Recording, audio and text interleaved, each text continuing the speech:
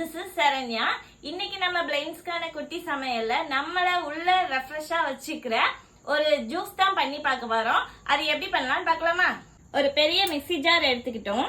அதுல நம்ம ஒரு இன்ச் அளவுக்கு இஞ்சிய குட்டி குட்டியா வெட்டி எடுத்து வச்சிருக்கேன். அதை உள்ள சேர்த்துக்கலாம். அது கூட இது என்னன்னா புதினா இலைகள் ஒரு கைப்பிடி அளவு ஆஞ்சி கழுவி எடுத்து வச்சிருக்கேன். அதை உள்ள சேர்த்துக்கலாம்.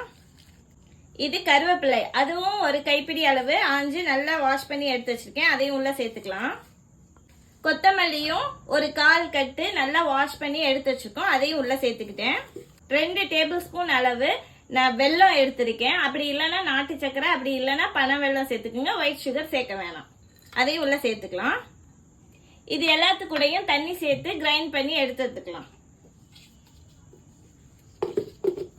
இப்போ நம்ம அரைச்சி எடுத்துட்டு வந்தாச்சு. இதை நல்லா ஃபில்டர் பண்ணி எடுத்துக்கலாம். இப்போ ஒரு பவுல்ல ஃபில்டர் வச்சிருக்கேன். அதில் அப்படியே கவுத்துறேன்.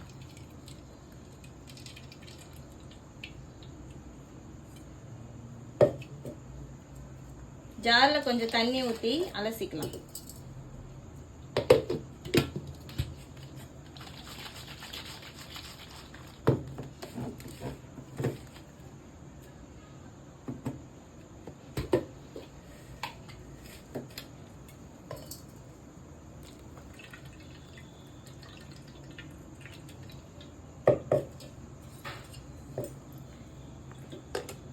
ஒரு கரண்டியால நல்லா அமுத்தி விட்டு அந்த ஜூஸ் எல்லாம் ஃபில்டர் பண்ணி எடுத்துக்கலாம்.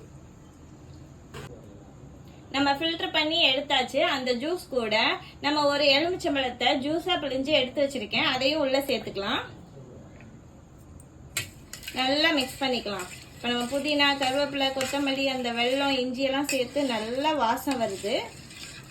எப்படி இருக்குன்னு குடிச்சு பார்த்து சொல்றேன்.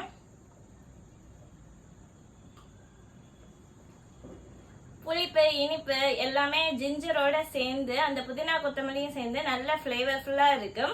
இதை கண்டிப்பா pregnant ladies, feeding women's, haemoglobin கம்மியா இருக்கவங்க தொடர்ந்து 48 நாள் சாப்பிட்டு பார்த்துட்டு எப்படி இருக்குன்னு கமெண்ட் பாக்ஸ்ல கமெண்ட் பண்ணுங்க. நெக்ஸ்ட் வீடியோல பார்க்கலாம். தேங்க்யூ.